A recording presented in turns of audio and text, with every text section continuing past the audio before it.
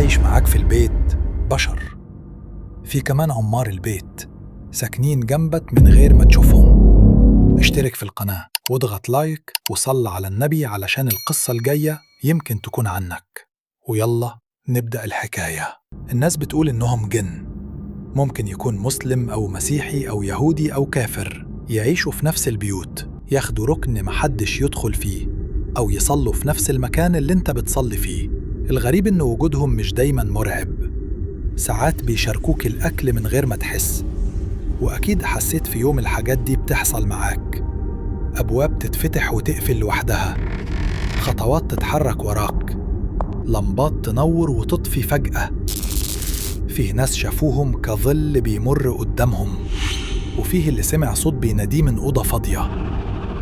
الأغرب إنهم بيظهروا للأطفال أكتر من الكبار، وكأنهم بيحبوا يلعبوا معاهم. وعلشان كده ناس كتير بتقول إن البيت مش بيتك لوحدك. بس السؤال، وجودهم أمان ولا لعنة؟ قول لنا في التعليقات.